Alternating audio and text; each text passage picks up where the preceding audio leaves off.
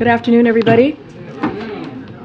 Okay, so I wanted to provide an update on the wildfire smoke impacting millions of Americans across the country right now. The President was briefed on the wildfires in Canada last week and has been regularly updated since.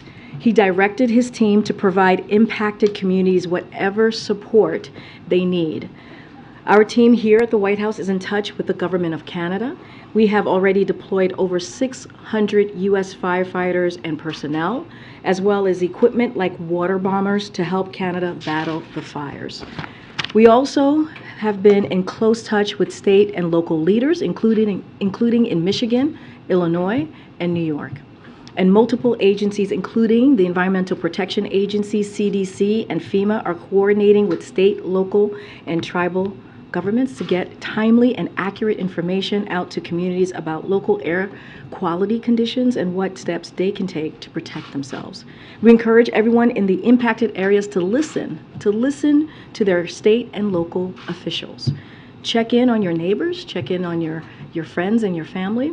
Take precautions, especially if you have health conditions.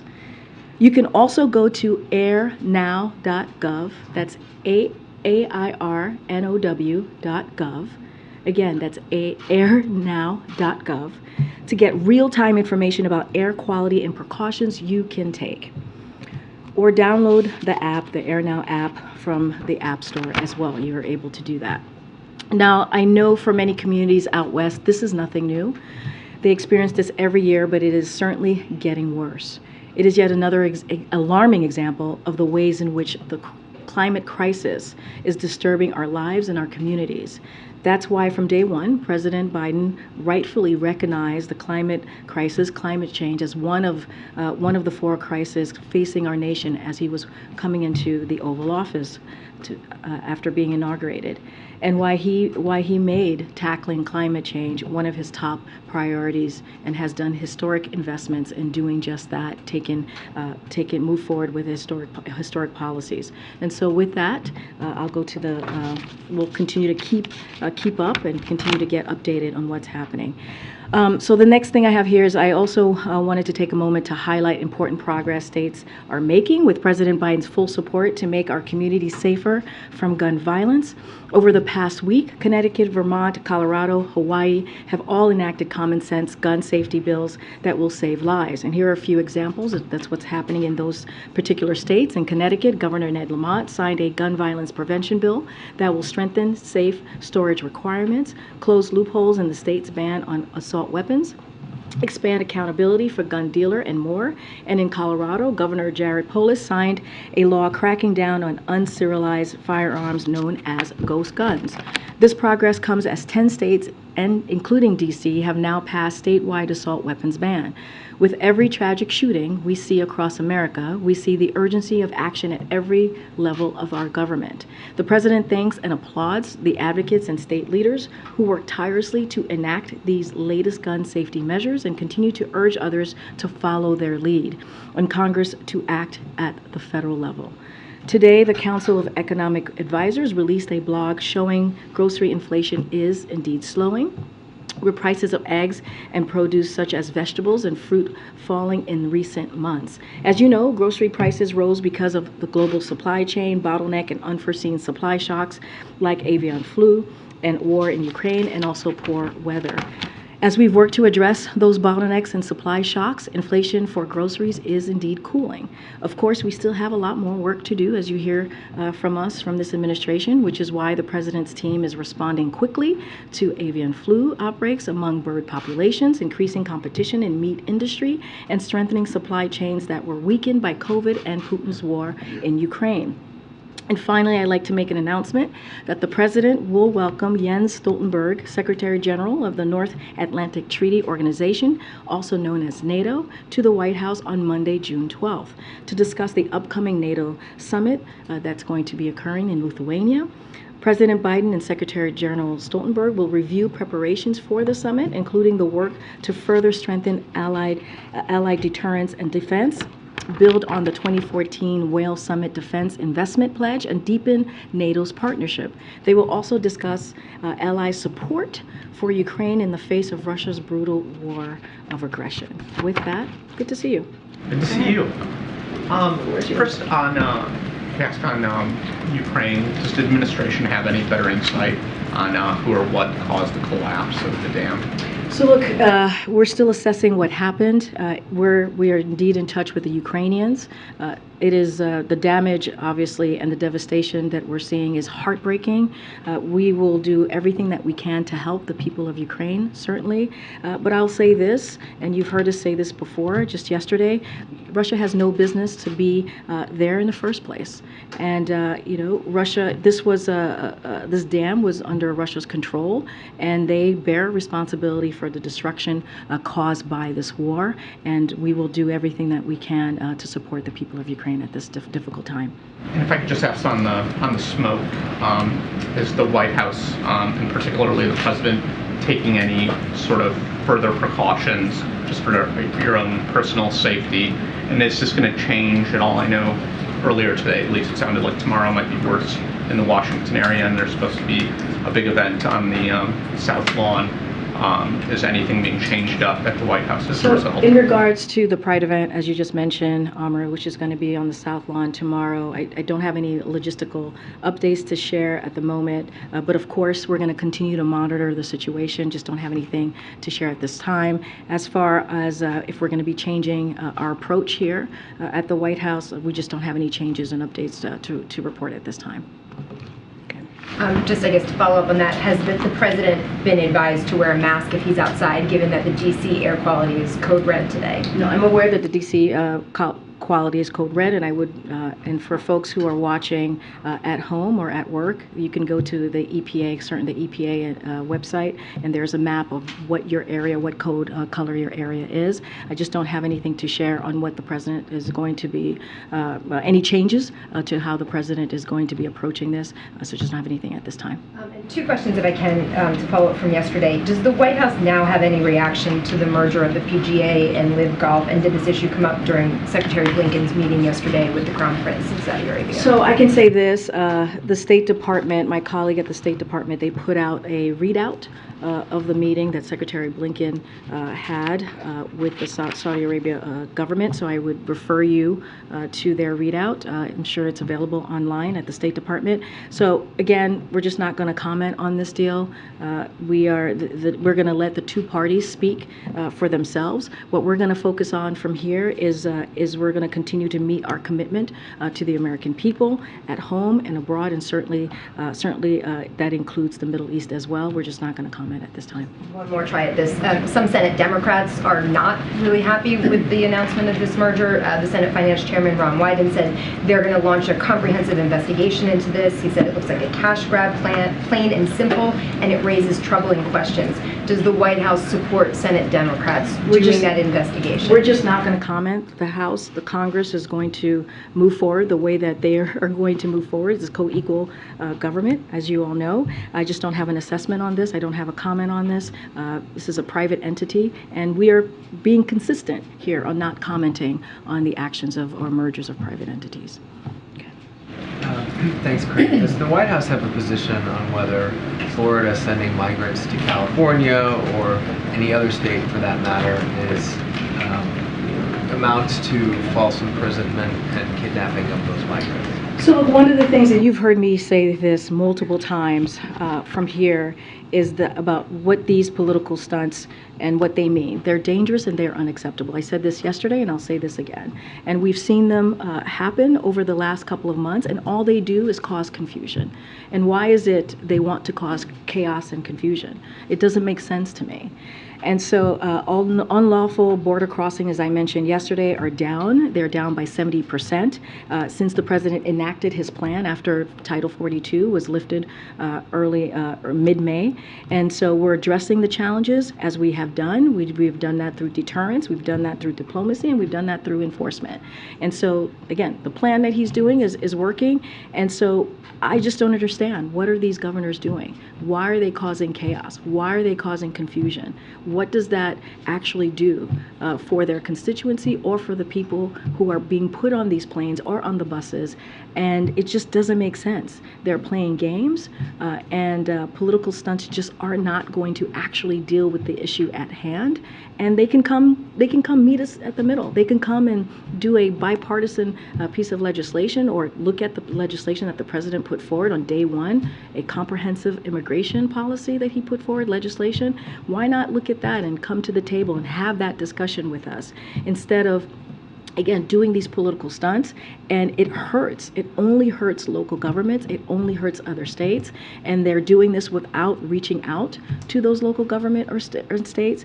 And it is putting people at risk. And it's dangerous and, again, unacceptable. Beyond, or in addition perhaps to it being a political stunt, do you think, or does the White House think, that it's breaking the law?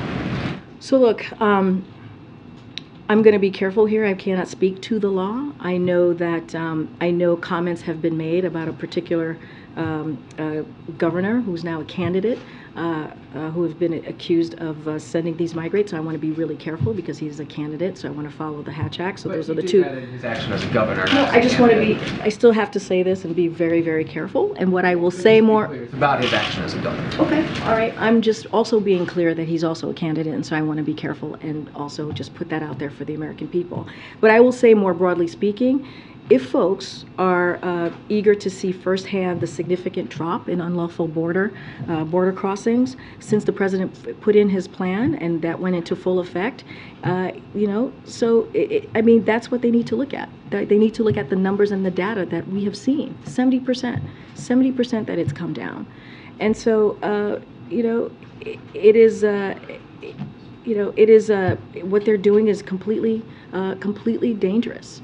And so I cannot speak to the legal action. I cannot speak to if it's illegal or not. What I can say, it causes confusion, it's dangerous, and it is unacceptable, and it doesn't solve the actual problem that we have at hand. Karine, thanks. Questions on two topics, but first I just want to quickly follow up on the question about Live Golf and the PGA Tour. President Biden has been very direct in the past about expressing his concerns about human rights violations in Saudi Arabia, about the Crown Prince's role in the killing of the journalist Jamal Khashoggi. Do you really mean to say that you have no comment on this massive investment by Saudi Arabia, taking a huge foothold in one of the U.S.'s biggest sports? Well, we've been very clear. When it comes to mergers, when it comes to a private entity, we do not comment. I mean, that is not unnatural. That is not uncommon from us here at the White House. Look, when it comes to human, let me finish. Let me finish. When it comes to human rights, we have been very clear. This president has not shied away on calling that out. And he's done that with Saudi Arabia. He's done that with other countries. We've been very clear about that. We will speak out. We do not shy away from that. And been, again, very, very clear. When it comes to a merger with these two entities, that is something that we're just not going to comment on. But when it comes to human rights, we've been very clear. We're going to call that out. We are going to call that out with countries just across the globe. And the president has done that in these last 2 years. Okay. And then in terms of first topic, dock workers are disrupting operations at major West Coast international ports over a labor dispute. The National Retail Administration is calling on the administration to intervene in negotiations to solve that labor dispute.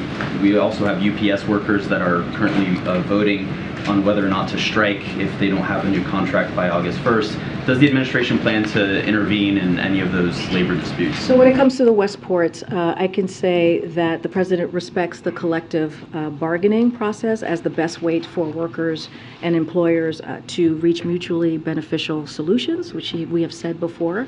And Acting Secretary Sue and others in administration are regularly engaging with the parties, encouraging them to stay at the negotiating table and finish finish their work.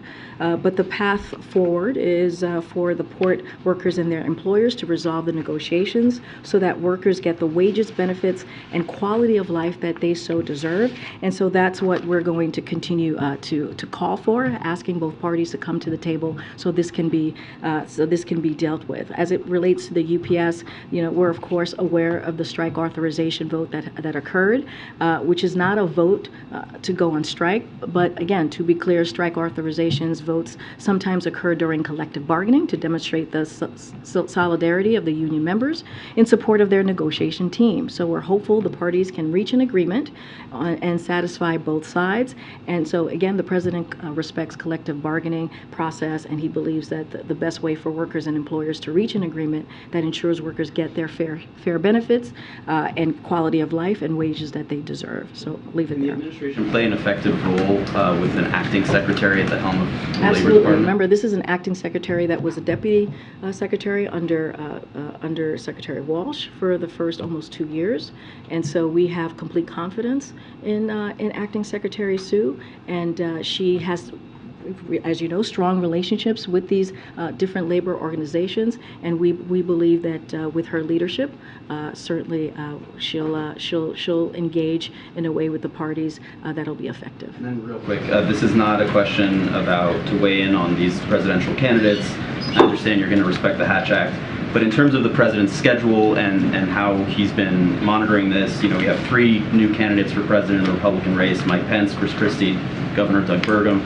Is the president monitoring these announcements? Is he carving out any time in his schedule to watch these announcements? Any thoughts on it? All I can tell you is the president's focused on the American people. That's his job. That's his job day in, day out, and you see that as he talks about investing in America, as he talks about his economic policy for American people, as you saw him do, negotiate a fiscally responsible bipartisan budget. And that is going to be his focus as it relates to the campaign and schedule or what he's going to be doing next. Certainly, I would refer you to his campaign or the DNC. But I know for sure the president is zeroed in and focused on the American people, and that's what he's going to continue to do. Go ahead. Thanks, Karine. When the president walked from the residence to the Oval Office today, walks along the colonnade outside, do you know if he wore a mask? Nobody is wearing a mask walking from on the colonnade. Are you saying outside, given the... I'm just telling you, I don't have any changes to, as I mentioned earlier, I don't have any changes to what he'll be doing, but we've been walking back and forth on the colonnade, and no one is wearing a mask. It's a short walk. And then a question on the Prime Minister's visit tomorrow. Can you give us a little bit of a readout of what we should expect from the 2 leaders, whether there are certain things the President is hoping to accomplish? Obviously, this is Prime Minister Sunak's first visit to the White House. The 2 have met at other locations, but just wanted to hear a little bit more about this. They certainly have met a couple of times, as you just laid out, Tyler. A couple of things I will lay out. The President is looking forward, obviously, to welcoming Prime Minister Sunak to the White House to further deepen the close economic relationship between United States and United Kingdom and to discuss key challenges and opportunities. This will be the 4th consecutive month the President has met the Prime Minister. Already this year, they've met in Hiroshima at the G7, in Belfast in April, and in San Diego in March at the AUKUS trilateral event about our long-term defense and security partnerships in the Indo-Pacific. So during this visit tomorrow, the 2 leaders will review a range of global issues, including our economic partnership, our shared support for Ukraine, and as it defends itself against Russia's brutal war of aggression, as well as further action to accelerate the clean energy transition. The President and the Prime Minister will also discuss the joint U.S.-UK leadership on critical and emerging technologies, as well as our work to strengthen our economic security. They will also review developments in Northern Ireland as part of their shared commitment to preserving the gains of the Belfast Good Friday Agreement, and certainly we will have more to share and a readout once their meeting occurs and ends tomorrow. Go ahead, Joey. Thanks, Karine. I like your tie. Sticking with the British Prime Minister's visit, one of the things that he supposedly is going to bring up during the meeting is this idea of a creation of a global watchdog agency over AI. Is that something the president thinks is needed? Is that something that he would support? So look, you've heard from the president and from us on how we see this growing technology, AI, and we believe that how it moves forward should be done in a responsible way. The vice president had a meeting with 4 CEOs recently. The president has held other meetings with his staff to discuss AI. I'm not going to get ahead of what conversations going going to be had during this bilat that they're going to that they're going to have tomorrow with the Prime Minister. I'll let them have their conversation, and we certainly have a readout. But we've been very clear about how we see moving forward with AI and how it needs to be done in a responsible way. We need to make sure that we're protecting the privacy of Americans, and so we'll definitely continue to speak to that. I was hoping you can clarify as it relates to the Live PGA merger. Yesterday, the president was asked about this merger during the cabinet meeting, and he said, "I'm going to be in the PGA." Can you clarify? Had he been briefed about the merger before? Was he aware of what Absolutely, he was he speaking had been, yes. And what did he mean then? By was he just laughing off the question? I just think that he was basically saying, "I'm not going to comment." Okay. Pope Francis today underwent successful surgery, we're told. I'm wondering, given the close relationship the president has developed with him, has there been any outreach to the Vatican or between the two men themselves? Well, obviously, I don't have any call to read out, but obviously our thoughts are with the Pope, and certainly we are hoping that he has a full and quick recovery. And then on your announcement about the Secretary General's visit in a couple weeks, has the president ruled out asking Mr. Stoltenberg to extend his tenure again with NATO, and is this a subject that he might raise with the Prime Minister tomorrow? Prime Minister Sunak has been advocating for his defense minister as a potential successor. So I'm not going to get ahead of the conversation that they're going to have. I can say, and we've said it here yesterday, that the president believes that the secretary has done an outstanding job, a superb job as Secretary General, especially in this critical moment in history, leading the alliance that we have responded to in response to Russia's war in Ukraine. And so we're very, very grateful for his leadership. I'm not going to get into speculation from here. I'm not going to get into what the process or how the president is thinking about the next steps here. But certainly, we are incredibly grateful to the Secretary General.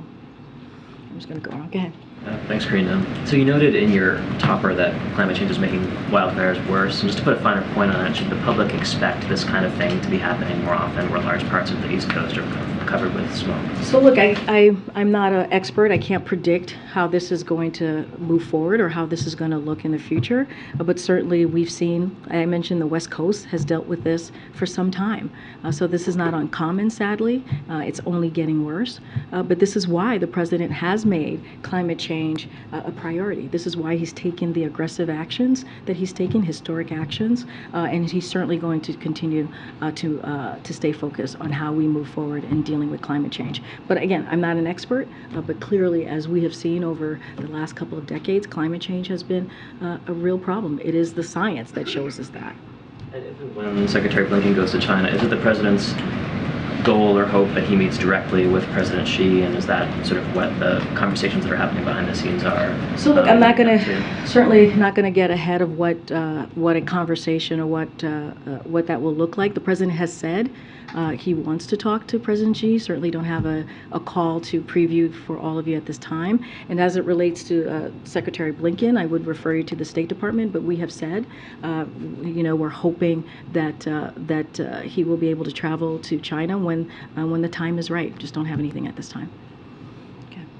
Thanks. One follow-up on the Ukraine dam situation. You said that you're still assessing who's responsible, but can you say in your conversations with the Ukrainians what they're telling you in terms of what additional aid they might need to respond to this situation? Will the president be discussing it with Prime Minister Sunak tomorrow? And then separately, is there any plan at all for the president to talk to President Zelensky? And if not, why not? So, of course, Ukraine is going to be at the top of discussion tomorrow. It is NATO, and as you know, the NATO alliance has been strengthened because of the president's leadership. And so, of course, Ukraine and Russia will be top of mind and discuss. I'm not gonna go into details of what they're going to be talking about. Certainly, we'll have a readout that will lay more of the conversation. I don't have any specifics to share on what the conversations that were had with Ukraine in regards to the dam. I could just tell you we've been in touch and we're ready to help in any way that we can. Just don't have a list of what they're asking for or what was discussed.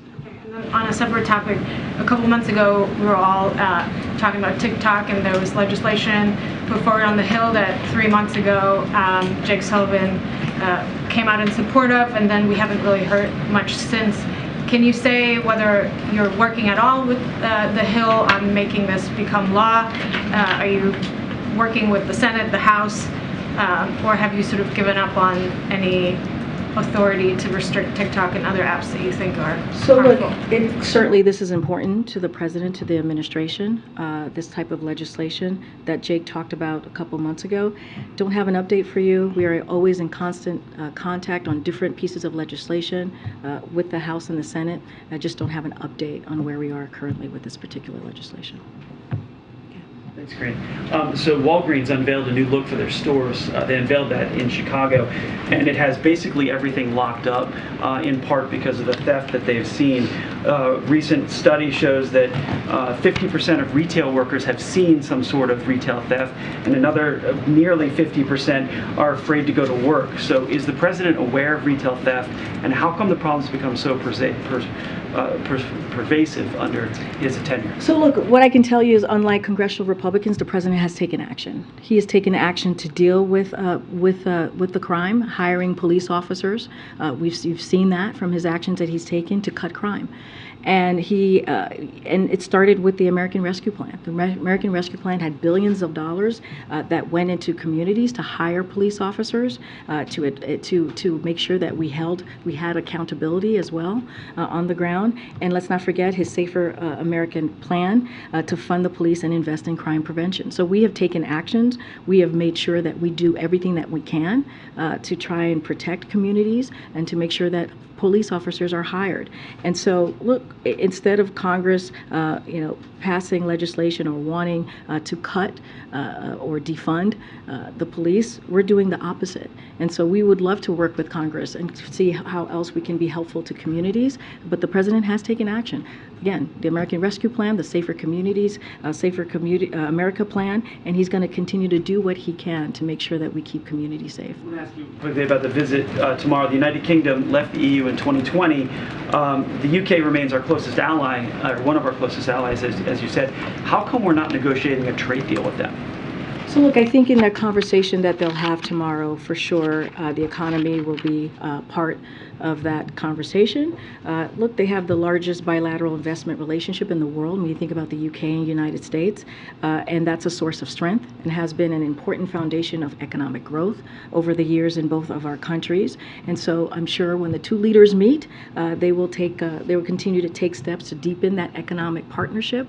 And so I'm not going to get ahead of what the president and the prime minister are going to speak to. But again, they have one of the largest bilateral investment relationship in the world. And I think that matters. Is the president comfortable with the UK leading on artificial intelligence? Because that's one of the things the prime minister is. Look, I'm not going to get ahead of what they're going to discuss. I've laid out what we have done here and how we see moving forward on artificial intelligence.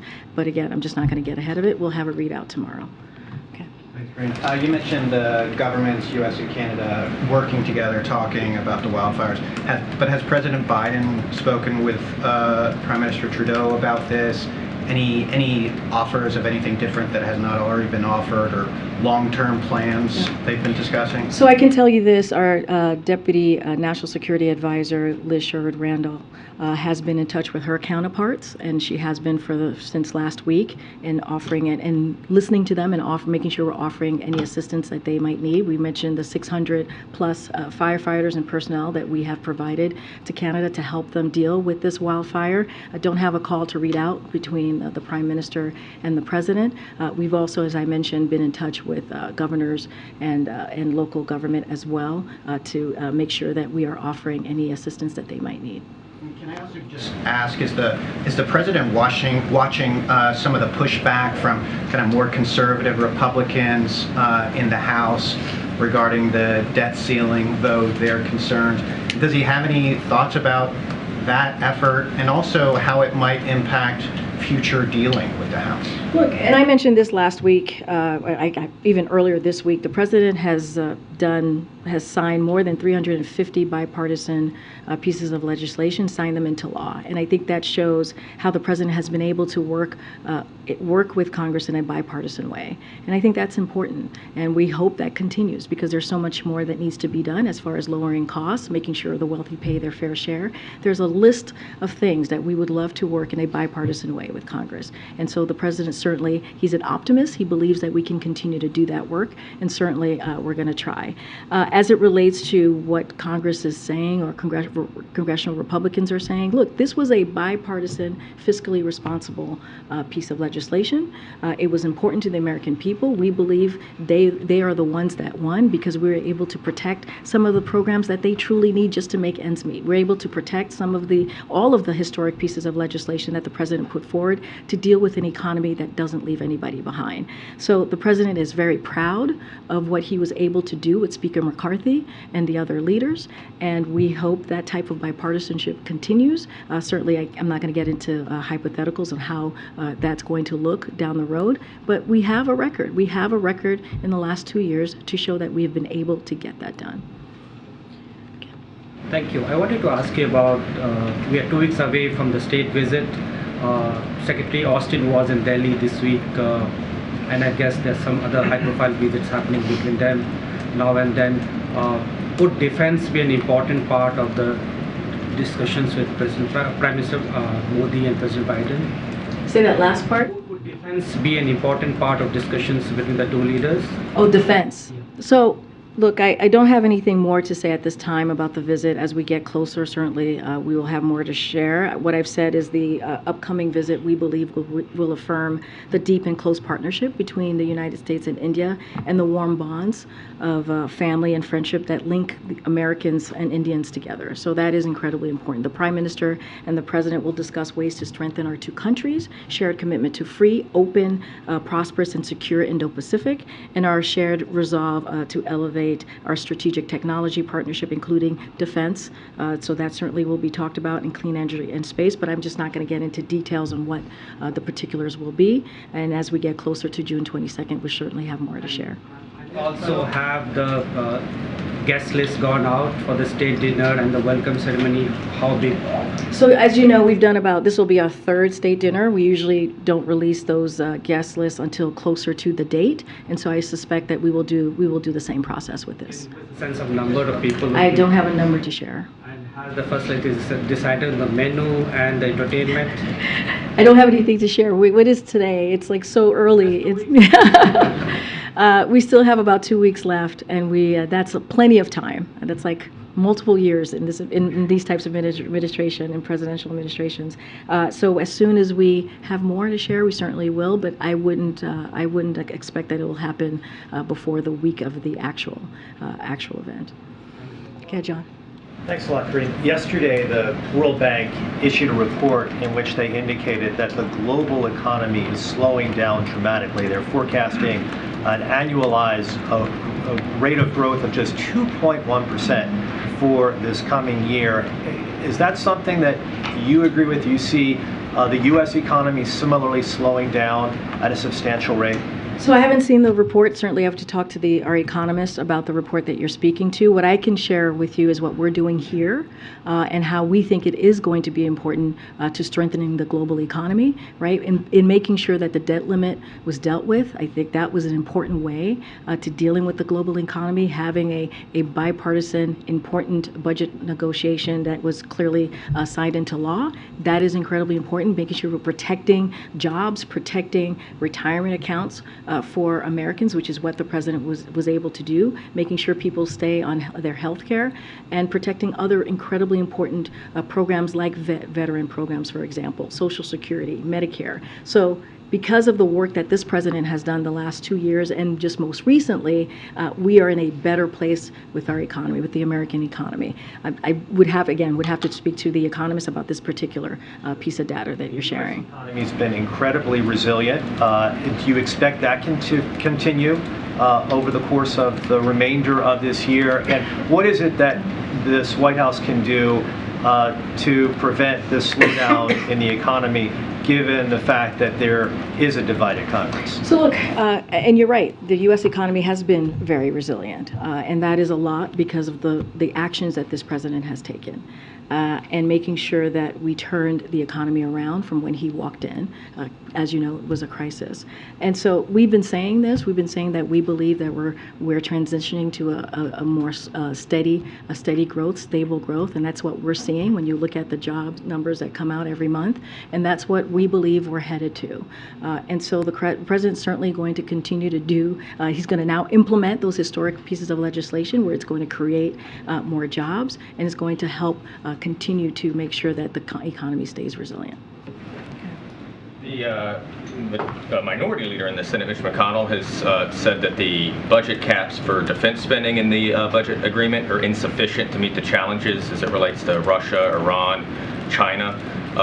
Does the president share those concerns, and does the president intend to submit any sort of supplemental spending package as it relates to either pumping up defense spending or specifically providing additional military assistance for Ukraine? So as the president said last week, and I'll quote him, he said, if there's any existential need for additional funding, I have no doubt we'll be able to get it. That's what the president said when the budget agreement was done. We have been grateful for the widespread bipartisan support for Ukraine and expect that to continue. And so it doesn't rule out, the budget agreement does not rule out additional emergency funding, whether it is for Ukraine or extreme weather. And so the president is very confident on that. As you know, there's now an appropriations process, as Director Young spoke to. Certainly not, we are now back in regular order, right, which is why it was important about getting this budget agreement done. So I'm going to let the appropriation process move forward, not going to get ahead of that, but the president, as he stated himself, he's confident. So more generally speaking, he is okay with where the budget caps are for defense spending? Look, there's an appropriations process that's going to get going. That is regular order. That is where we're supposed to be. We're going to let that process go. As you're asking me about more defense funding, as the minority leader, as you just stated, feels like there's not enough in defense. The president has said if there is need, existential need to additional funding, he believes that we will get there. So that's what I can share with you on that part. Let me see. Got Alex. I haven't called on you in a while. Hi, Karine. The United States, as you know, has far higher incidence of car fatalities, both of drivers and pedestrians, cyclists, than almost all, I think, all other wealthy nations. And we're about to enter the most dangerous time of the year for car accidents, the summer months. Has this administration done enough on that front? Or has maybe the automotive, the highway lobby sort of had its way as it has had with many other administrations? So look, and you're right. We face a crisis here in America when it comes to driving, drivers, passengers, pedestrians, cyclists. Each year, more than 40,000 people die in these types of crashes, and so and this is comparable to gun deaths, and it should not be this way.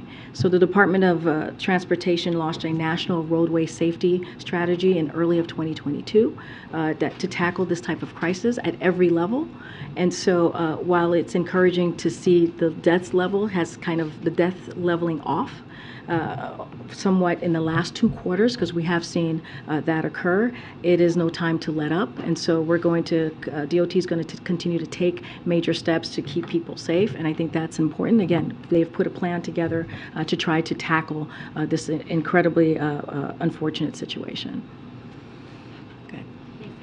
I know you won't comment on the case involving the president's son, but the president previously criticized the Supreme Court ruling that his legal team is preparing to use, should he be charged, as an affront to common sense and the Constitution. I just want to know if that statement from June of last year still holds, or if he is viewing that ruling in a new light. I'm just not going to comment on this. And on the merger, the Wall Street Journal editorial board said this is more than just a private deal. It's really about MBS sort of thumbing his nose at the president.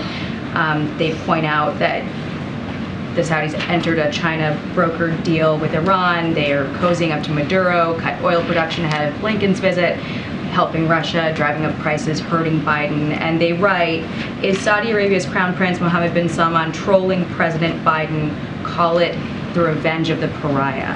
I can't comment to or lay out what the thinking of the Saudi Arabia official or government are. As it relates to this merger, we're just not going to comment on this deal. It is 2 private entities, and we're just not going to comment. Does that risk making the president look weak if there's no comment? When you have Democratic senators saying that the president's Justice Department should be looking at this with respect to antitrust questions, foreign registration questions, doesn't no comment fall short? First of all, the president does not look weak. This is a president, because of his leadership, has brought together our allies and partners again, which certainly was our foreign policy relationship with heads of states was gutted and destroyed by the last administration. And this is a president that has been able to strengthen NATO alliance again because of his leadership, has been able to bring more than 50 countries together to help support Ukraine as they're battling the aggression from Russia. And that is occurring because of this president's leadership. And so I think that is important. And because we're saying that we're not going to speak to a private merger, a company's merger, a private entity, does not make the president weak. You said he was briefed on it though, right? It does not make the president. Of course, he's going to be briefed on it. He's the president of the United States. But does not. But we're not going to comment on it because it is a private entity. We've been consistent. We've been consistent. He's the president of the United States. He gets to know everything that's going on in the world and in the country, right? That is important for him to know. He's one of the leaders of the free world. To get briefed on private. All right, I've answered your question. We're going to move on. Go ahead, Courtney. Will the president withdraw his nomination of Gail Ho for a judgeship in the Southern District of New York? Today's cloture vote in the Senate is canceled. So the president is proud to have put him forward, and we're going to continue to support his nomination. Do you have an expectation of when another vote will be scheduled? I don't have a timeline on when that vote will happen. I can tell you that the president continues to support. So much. I have two questions about events at the White House tomorrow. Firstly, on the Sunak visit, the Prime Minister has echoed some of President Biden's strong words on Taiwan. So I'm wondering if the two leaders are going to discuss related China issues like investments, semiconductors, supply chains. And is it a priority for the administration to get U.S.-UK alignment on these issues? Just not going to get ahead of their conversation tomorrow. I just laid out what they're looking forward to particularly discussing. This is the fourth time that they've met in 4 months. And it is our closest relationship, an important relationship, especially as we talk about Ukraine and the war in Ukraine. That was clearly an aggression by Russia. I'm just not going to get into specifics of what they're going to speak about. I talked about the economy, I talked about Ukraine, and certainly clean energy, which is going to be incredibly important, but just not going to go into any more specifics. And we'll certainly have a readout. Then moving on to the Pride event tomorrow, this is likely to provoke some political or politicized pushback, especially from some of the states that have passed legislation targeting sexual minorities or from countries that have done the same. So could I just hear from you, why does the White House feel that this event is important, especially in this context? So we've had multiple events celebrating the LGBTQ+ community, multiple. And this is a president that has been a strong ally, a vice president that has been a strong ally, a second gentleman, a first lady that's been a strong ally of the community. And it is important, he feels it is important, they feel it is important to lift up a community, to lift up their accomplishments and what they've been able to do for the community. And so we think it's an important moment. And let's not forget what we're seeing across the country from state houses. More than 600 pieces of legislation, anti-LGBTQ+ legislation. A few hundred of those are against transgender youth. And so we have not seen that type of anti-sentiment, against this community in decades. And so we believe that not only does this community need to be celebrated and continue to be celebrated, as he's done many times before in this past 2 years, but we also need to make sure that we let the community know that the president has their back, and we're going to continue to fight for them. And so that is important. I think that is important to be able to bring a couple of thousand Americans here to the White House to let them know that this president is going to continue to fight for them. And that's the message that we want to make sure that gets out there. Go ahead. On the issue of asylum seekers arriving in New York, recently Governor Hochul and New York City Mayor Adams, press called upon the federal government, the Biden administration, to somehow work on relaxing some of the work permitting requirements easing restrictions so that some of these asylum seekers can get their work permits before this 6-month waiting period. I'm wondering if the White House has any update on that, any, just stance on those discussions? So I don't have any updates on the work requirements. I know that's been in the news for some time now. What I will say is that we have had direct communications and conversations with these interior cities and states who are dealing with an influx of immigrants in their city and in their state.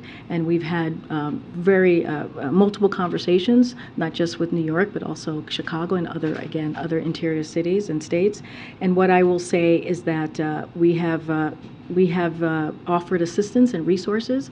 I have announced, and it's been announced not just by me, but by DHS, the more than 200 million, I believe more than 300 million of resources to those particular interior states. And also, I have even said this yesterday, that a large piece of that has been provided to New York. And so we're going to continue to have those conversations. We're going to continue to assist the best way that we can, as we have been doing for the past several months. Go ahead, Owen, in the back. Good afternoon, Karine. In Chicago, over Memorial Day weekend, over 50 people were shot, several killed in separate incidents. And I know that you discussed the action this administration has taken to try to reduce gun violence, but I want to know what the president has to say to individual Chicago residents living in neighborhoods where bullets are flying and can't wait for laws to take effect. What the president would tell that person. We will say that we are doing everything that we can to make sure their communities are safe. And the president, and it's not just our words, our actions show that. The president signed into more than 24 executive actions to deal with gun violence. And the president has also continued to call on Congress to take additional action. We are very proud of the bipartisan piece of legislation on gun violence to fight gun violence that was signed just about a year ago. And that was something that we had not seen in 30 years. And because of the president's leadership, we were able to get that done. The president also has made clear that Congress needs to do more. And so he's taken action, and certainly our hearts go out to families or individuals who have lost loved ones. It is devastating to see when you hear a statistic where guns are what is taking the lives of our children, the #1 killer of our children. That's devastating to hear. That is something that the president wants to prevent and wants to deal with, which is why he took those actions.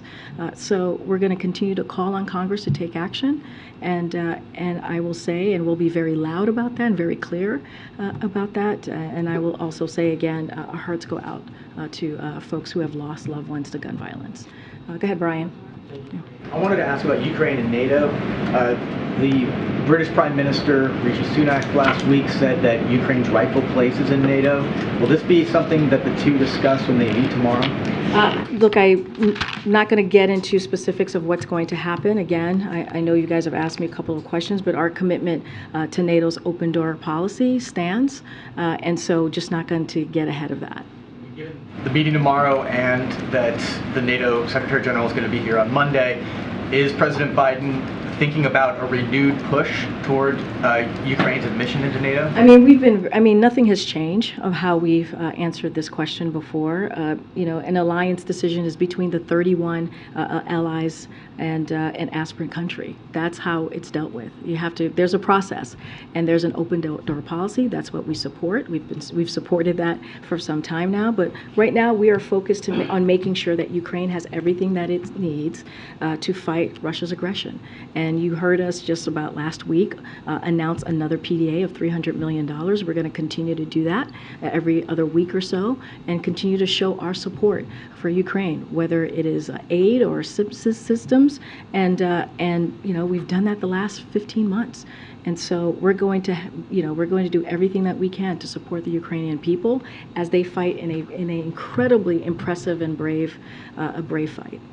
All right. Can I just clarify one thing, Karine? You said repeatedly here that the White House didn't want to comment on a private entity, but a quick search back through briefings in recent months finds that you commented on J.P. Morgan's merger or purchase of First Republic, And then you were asked last November about Elon Musk buying Twitter, saying we're going to keep an eye on that decision. Does the decision to not comment today have anything to do with the fact that the Secretary of State is in Saudi Arabia right now? No, not at all. Not at all. We're just not going to comment on this. And look, I also said with the Elon Musk, I also said the same thing that I said today, is that we're not going to comment on a private entity. I actually said those words as we talked about Elon Musk and Twitter. And so that's going to continue. We're not going to comment on this. We're going to focus on the American people. We're going to focus on what their needs are as it relates to American families, and as it relates to abroad, and also the Middle East as well. And so that's the president's focus right now. But I've always been very clear. We just are not going to comment on any types of mergers. And I know you pulled out those specific things, but I also continued and said I'm just not going to comment on mergers or private entities. Over LGBTQ, but go to Saudi Arabia where gays are being killed. You have to stop the discrimination.